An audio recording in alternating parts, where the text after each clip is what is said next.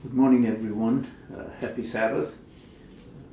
Sorry that last Sabbath we couldn't record because of some issues arose and we just couldn't do it. So hopefully we'll continue with it today, both for the Sabbath school and the message. Now, before we start, can we please pray? Bow heads in prayer.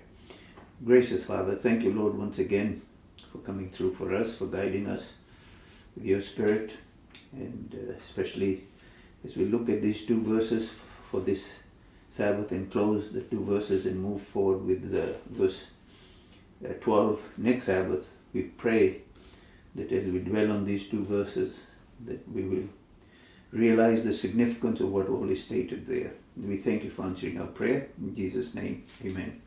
So the two verses are John chapter 1, verses 10 and 11, and hopefully this will be the last Sabbath. We'll cover those two verses and move on.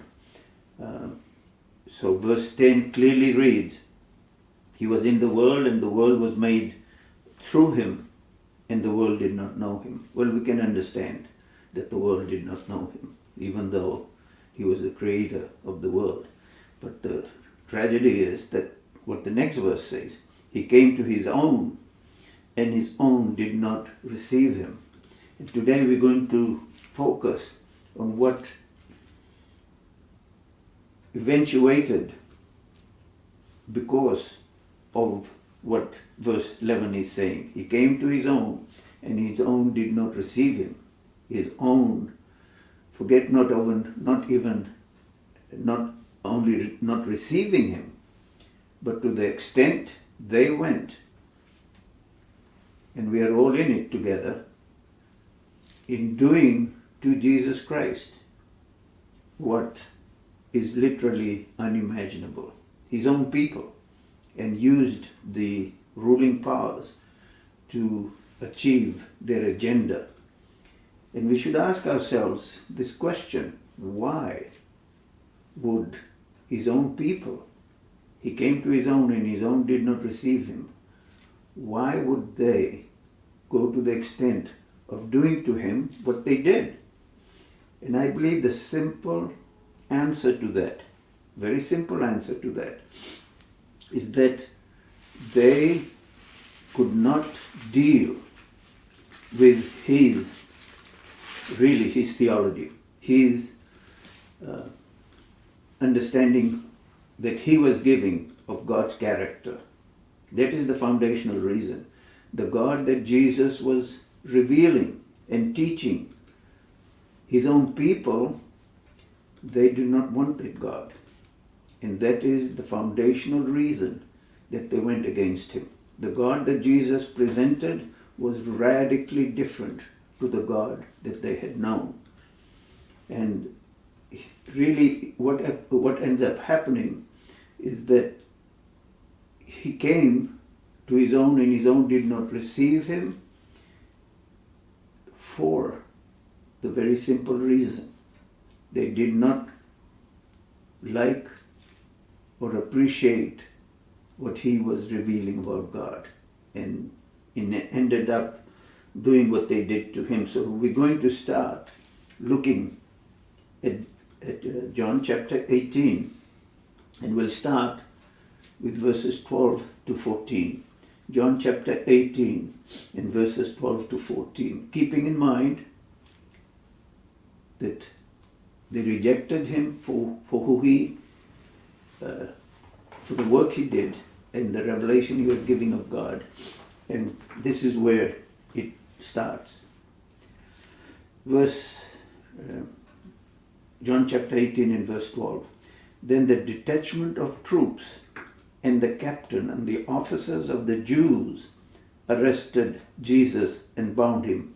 These were the so-called temple military, okay? And this is the military of the people. He came to his own, and his own did not receive him. So this is who they are, their military. And the detachment of troops and the captain and the officers of the Jews arrested Jesus and bound him. And they led him away to Annas first, for he was the father-in-law of Caiaphas, who was high priest that year. Now it was Caiaphas who advised the Jews that it was expedient that one man should die for the people. Okay, so here we see this final episode in the life of Jesus as he is taken captive by the, like I said, the military, the establishment, the military establishment of the leadership of the Jews. And in verse 14, when it says, now it was Caiaphas who advised the Jews that it was expedient that one man should die for the people. So what they were saying, or what Caiaphas stated, was that it was better that this one person, Jesus Christ, be taken out, crucified, put to death, then the whole nation should perish. And isn't it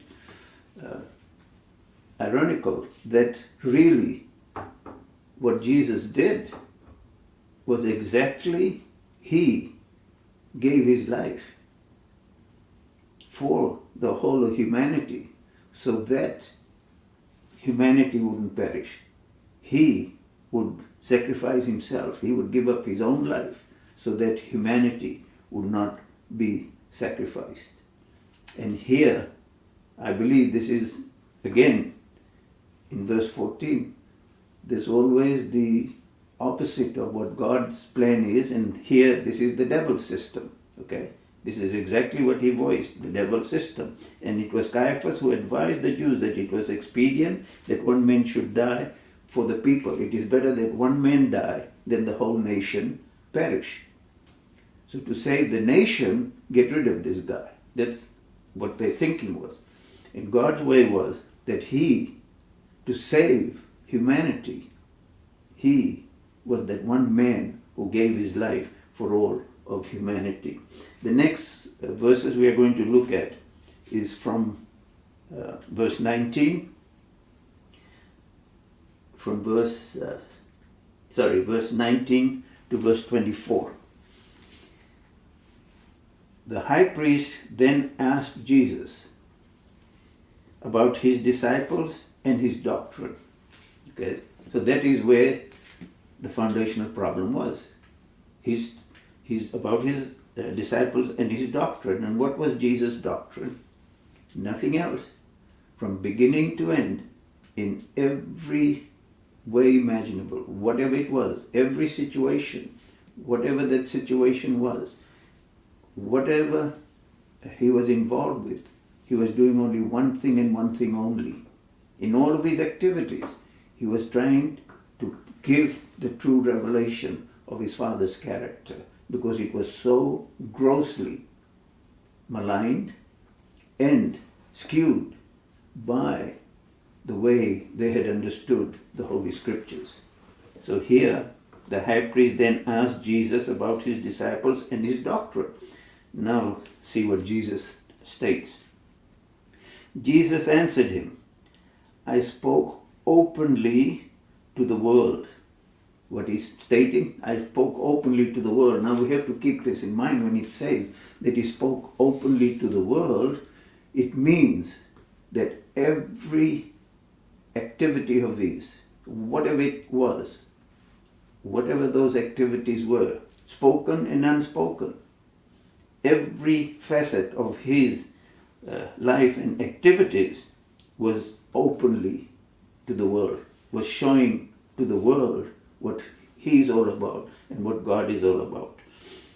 I always taught in synagogues and in the temple where the Jews always meet, and in no secret I have said nothing. So here he's clearly telling them that it wasn't any secret teaching he had or anything done overtly. He did everything, and nothing was done in a covert way. So here he's making it very clear, it was very open.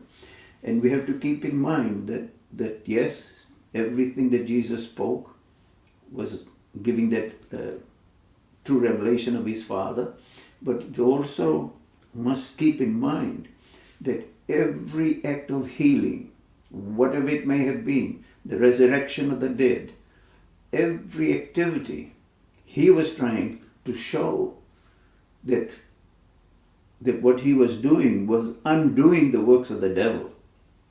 Okay, so like when he's doing all those healings he did, and these were the problems that they had. His own people had this problem because as he went around healing everyone, whoever they were, they felt that this person was working against God. And why? Because their belief from the Old Testament, dear ones, keep this in mind, this is not from anywhere else but from the Old Testament, because in the Old Testament clearly taught that God is the one, if you didn't obey him, he will put the diseases of the Egyptians, the diseases that prevailed in Egypt, he puts it on you or me if we are disobedient to God. Clearly states it there. So when Jesus went around about healing all those sickness and disease, whatever it may have been, then according to their thinking, Jesus was doing the work of the devil. Why? Because God is the one that put those things on the people as punishment for them, and Jesus went around healing all of them. So that again was totally contrary to everything they believed. And what Jesus was doing was trying to teach them that this is the truth, that God was not the one that had done any of those things or was responsible for it in any way, that came from the domain of the tree of the knowledge of good and evil, not from God. And that's what he's trying to say. That look, even in the temples, in the synagogues, he always met, not in secret, but everything was done openly. He did nothing that was not done openly. Then in verse 21, why do you ask me? Ask those who have heard me what I said to them. Indeed, they know what I said. So if he's telling the leadership that if you don't believe what I said, then ask the people. The people will tell you what I said. Did I say anything that was not the truth? They will confirm this. Then in verse 22, and when he had said these things, one of the officers who stood by struck Jesus with the palm of his hand, saying, do you answer the high priest like that? So what ended up happening, because of the truth that Jesus spoke, because of giving the true message that he was giving, and he's telling them that that's what it is, it caused this particular officer to get so upset that he ended up striking Jesus. Jesus answered him, if I had spoken evil, there it is. If I had spoken evil, what he's saying is, if he had spoken evil, or if he had done anything in the entirety of everything he did, whether spoken or demonstrated, anything that he had done, if it was evil, okay, if I had spoken evil, bear witness of the evil. So if anything, and there's so much depth in just what Jesus is stating here. Okay, there's so much depth in this. Let's see it. If I had spoken evil, keep that in mind, which means to say, if he had spoken evil or any activity of his, anything that he demonstrated, if any of that was evil, okay, if I had spoken evil, bear witness of the evil. So bear witness of the evil. Well, in their eyes, They are bear witnessing of the evil. And what is the evil that they are bear witnessing of? That what Jesus was doing, what Jesus was teaching, in their eyes was evil because of what he was demonstrating and revealing about God.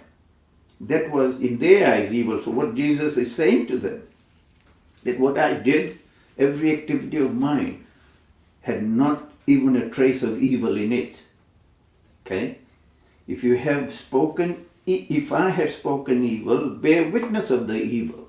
Well, of course, that's how they are bear witnessing of the evil. That's why he's there now. That's why they're going to have him crucified. Because everything he did was not in line with their theology, their understanding. Okay? I'll read it again. If I have spoken evil, bear witness of the evil. But if well, why do you strike me? If well, which means to say that everything he said, everything he did was not evil, it was well. So by this officer striking him was again certifying or solidifying the fact that in no possible way Jesus had done anything that was evil. Even then, what he had even spoken, even then, here, he was struck by this officer. Then Annas sent him bound to Caiaphas, the high priest. Okay? So here now, he can't deal with this thing, so he sent him to the high priest. And we look at verse 28 and following. Then they led Jesus from Caiaphas to the praetorium, and it was early morning. But they themselves did not go into the praetorium, lest they should be defiled, but that they might eat the Passover. Think of this. They led Jesus from Caiaphas to the praetorium, and it was early morning, but they themselves did not go into the praetorium, lest they should be defiled, but that they might eat the Passover. Because what they had planned to do to Jesus, if in any way they had remained that close to him, in that sense, then they would have been defiled and could not have eaten the Passover. So what it's stating that they knew exactly what they were going to do to him. And you cannot be, you become contaminated if you are close to somebody that they have classed as a blasphemer and in a sense a criminal.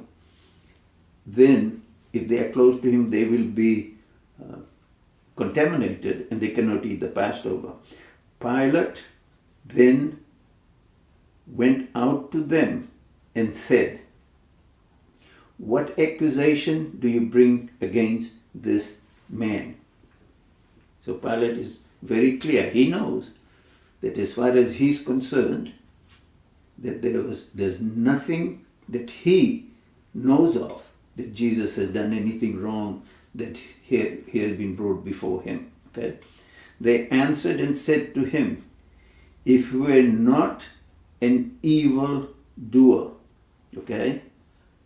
If he was not what? Criminal. If he was not an evil doer, if he was not a criminal, we would not have delivered him up to you. So in their eyes, Jesus was an evildoer, a criminal, and that's the reason they brought him before Pilate. And like I said, the whole history of Jesus up till even this time here proves that the problem with his own people was nothing else but what Jesus taught and demonstrated in his life as to what God is all about, what God is like, did not go well with them. Okay?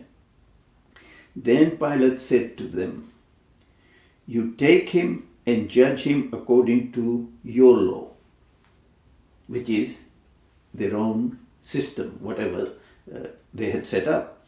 Therefore the Jews said to him, "It is not lawful for us to put anyone to death."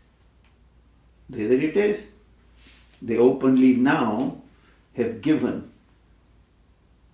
the truth that their plan is nothing else. They only have one agenda and one agenda only. They want Jesus Christ to be executed. He must be put to death. He cannot be allowed to live. And for what reason? And he came unto his own, and his own ended up promoting and causing him to be executed. In a sense, to be literally murdered. Why? We should not overlook this fact. Why? Again, I'm saying that he did not conform to their theology. And I cannot let this pass. We must keep this in mind. Who are his own today? He came unto his own, and his own did not receive him. Who are his own today? What do you think? Who? It's us, Christians. We are his own. He came unto his own, and his own did not receive him. So could it be that here we are, just before the second advent, and if we reject what Jesus Christ taught and what Jesus Christ ended up demonstrating on the cross, every facet of his ministry, and plus his high priestly work in heaven right now, if we don't accept what Jesus taught about his Father's character, this is how important this is. So important. Because all through, until Jesus came, that first advent, until Jesus came, the people, both the Jews and the Gentiles, which is the whole world, they sat in darkness, which means to say, clearly, even though they had the oracles of God, they sat in darkness, means that they don't have the proper understanding of who God is. That's why Jesus had made the statement, "I am the light of the world. He who follows me shall not walk in darkness, but have the light of life." The light of God life. That life is from God, and death and the death principle does not belong to God. It belongs to the devil. That's what he taught and he emphasized. So this is why it is saying, it is not lawful, they said, for us to put anyone to death. So they were operating now by Satan's death principle. Why? Because they believed that God took care of evil people exactly what they were promoting, that the person should be executed. 32, and looking at John chapter 8, that the saying of Jesus might be fulfilled, which he spoke, signifying by what death he would die. Then Pilate entered the praetorium again, called Jesus, and said to him, "Are you the king of the Jews?" Well, we know, of course, in a true sense, of course, Jesus is the king of the Jews. No question or doubt, but not the kind of king, the violent king that they wanted him to be, the violent Messiah that they wanted him to be. He was not fulfilling that role. So Pilate asked him, "Are you the king of the Jews?" Jesus answered him, "Are you speaking for yourself about this, or did others tell you this concerning me?" So what Jesus has just said to Pilate is that, yes, it is true. I am the king of the Jews.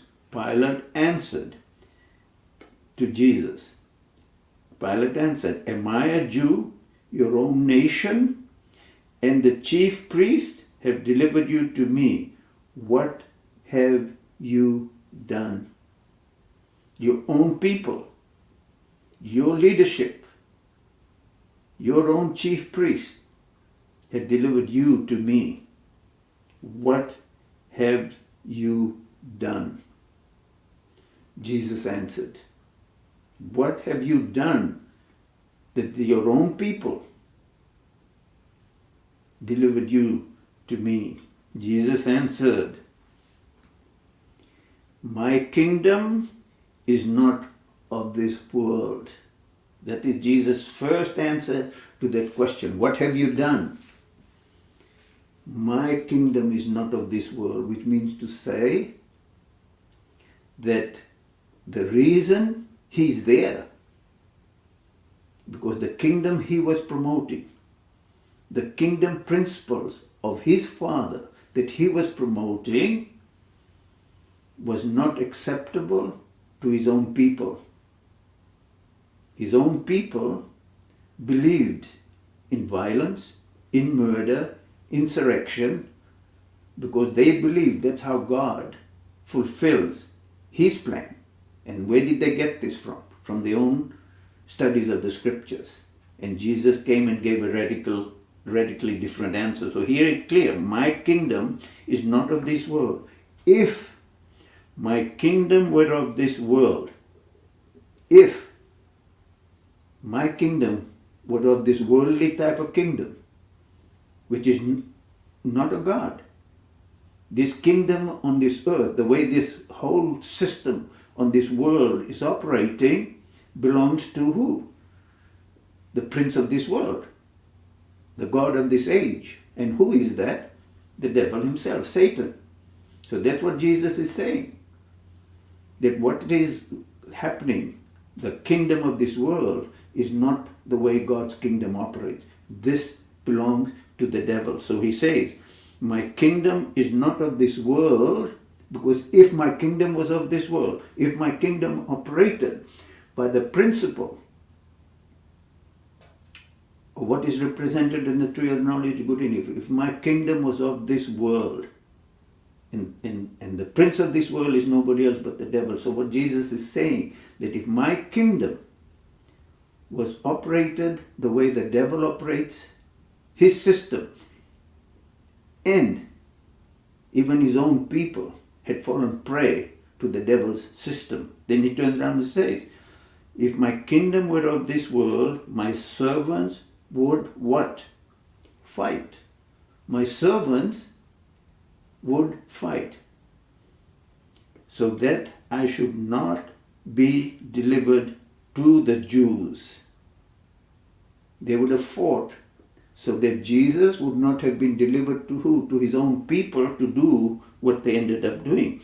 But now my kingdom is not from here.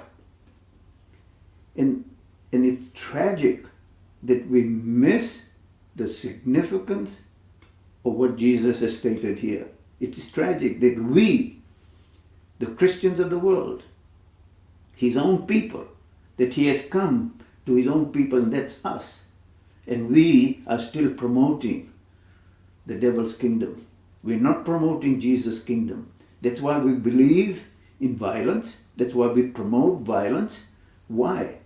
Because it's better to save us, our nation, our system, our government, whatever it may be, than for us to perish. So get rid of whoever it may be that is opposing us, however and whatever method that opposition may be. Get rid of that person, or the group, or the country, whoever it may be. This is the principle Jesus has laid out. I'll read it once again. My kingdom is not of this world. If my kingdom were of this world, my servants would fight so that I should not be delivered to you. I should not be delivered to the Jews. But now my kingdom is not from here. So how could we Christians be doing this? Delivered to the Jews in this sense? When we claim to be Christian, when we claim to be the followers of Jesus Christ and reject His revelation of God's character, when we reject that, then we are doing exactly what they did at the first advent. No difference. Pilate therefore said to him, "Are you a king?" Then Jesus answered, "You say rightly that I am a king. For this cause I was born." Pay particular attention to this now, what Jesus said. For this cause I was born, which means to say, for this very cause was the incarnation. For this very cause I came to this world. For this very cause I came into this world, okay? And for this cause I have come into the world. With all what he stated, he is a king of a kingly domain, of a principle or system that governed the heavenly kingdom, God's kingdom, which was radically opposite to how the whole world system is operating, including us Christians. When we are promoting and are involved in any way with violence and promoting violence and involved with violence, then we have failed to appreciate and follow Jesus, our King, who came to what? He was born, he said, "You say rightly to Pilate that I am a king. For this cause I was born, and for this cause I have come into the world, that I should bear witness to the truth. Everyone who is of the truth hears my voice." There it is. There it is, as simple as that. Everyone who is of the truth, everyone that is accepting the truth that Jesus Christ taught, okay, they will be what? Hearing Jesus' voice. So if we in any way are not listening to what Jesus taught, to what Jesus revealed, then what is happening? We are not listening to him. We are listening to who? To somebody else. So he's very clear. Pilate said to him, here we go. Can you imagine? Pilate asks this question. Pilate said to him, "What is the truth?" Then what does he do? He asked the most important question that Pilate could have asked. What is the truth? And I believe if he had stayed there and listened to Jesus, I believe, because he had done this before when he talked to Thomas and when he talked to Philip, and when he said, "I am the way, the truth, and the life. No one comes to the Father except through me. If you have seen me, you have seen the Father." So he said to Philip and Thomas right there too, "If you have seen me, you have seen the Father. How can you say, 'Show us the Father'? If you have seen me, you have seen the Father." And that's what here Jesus is trying to convey to Pilate when he asked. He would have conveyed this to Pilate. But tragically, what did Pilate do? There is a change. Pilate said to him, "What is the truth?" And when he had said this, he asked Jesus the question. When he had said this, he went out again to the Jews and said to them, "I find no fault in him at all." So as far as Pilate was concerned, fine. He found no fault whatsoever in Jesus. He admitted the truth there, but he did not wait to listen when he asked Jesus that question. What is the truth? So I'm going to ask us to bear this in mind. Okay? Keep this in mind. Are we, as followers of Jesus Christ, claim that we know the truth? Are we really listening to Jesus and understanding what he taught about the truth? Because he was the truth himself. So he was the embodiment of truth.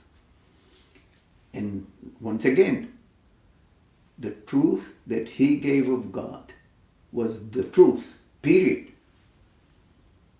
So if we are not listening to Jesus Christ, then we don't have the truth. What we have is a lie. Yes, if we are not listening to Jesus Christ, I cannot make it any simpler or in any other way I can state this. If we are not listening and following the person of Jesus Christ, then we don't have the truth. As Christians, we don't have the truth. We might think we do, but we don't. Because this is exactly what happened. He came unto his own, and what his own did to him. They did not like the truth he was giving. And here, Jesus tells Pilate that he, and when he had said this, Pilate said to him, "What is truth?" And when he had said this, he went out again to the Jews and said to them, "I find no fault in him." So he's made it very clear that he found no fault in Jesus. Now in these next few minutes, no question, they're going to let him be crucified, and they'll even pray and claim curses on themselves. They'll do this. But here we're going to look at verse 39. "But you have a custom that I should release." Pilate is talking to the people now. "But you have a custom that I should release someone to you at the Passover. Do you therefore want me to release to you the King of the Jews?" Then they all cried again, saying, "Don't release this man." Not Jesus. Don't release this man, but Barabbas. Now Barabbas was a robber. Now if you go to Matthew, I'm not going to go there right now, but if you look at Matthew chapter 27 verses 15 to 26, this name Barabbas means, this guy's name was Jesus, son of the Father, this criminal. And what they did, they chose the criminal whose name also was Jesus, son of the Father. They chose him against the true Messiah, the true Son of the Father. And again, I cannot minimize this. I pray, I beg all of us that are Christians to make sure that we are not repeating what happened at the first advent. He came unto his own, and his own did not receive him.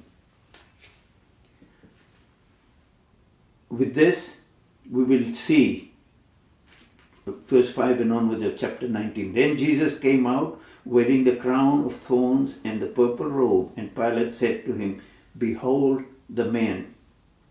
Pilate said to them, to the Jewish people, "Behold the man." Therefore, when the chief priests and the officers saw him, they cried out, "Crucify him, crucify him." Pilate said to them, "You take him and crucify him, for I find no fault in him."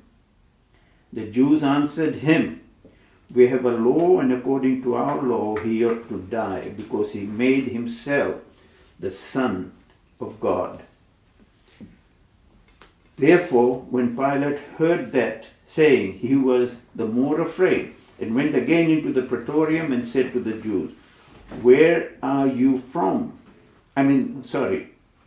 And went again into the praetorium and said to Jesus, "Where are you from?" But Jesus gave him no answer. Why? Because he had already given him enough proof, because he had clearly stated himself that he found no fault in Jesus. And Jesus left it at that. Then Pilate said to him, Are you not speaking to me?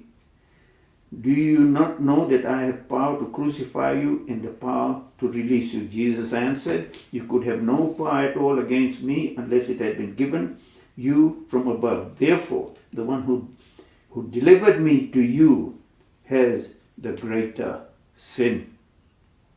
So his own people, he came unto his own, and his own did not receive him. His own people who delivered Jesus to Pilate had committed the greater sin. And once again, my prayer, really sincerely, that we as Christians are not repeating exactly what transpired at the first Advent. Really, I'm sincerely wishing that we would study the scriptures, especially Jesus Christ's teachings and revelation, and don't repeat what happened at the first Advent.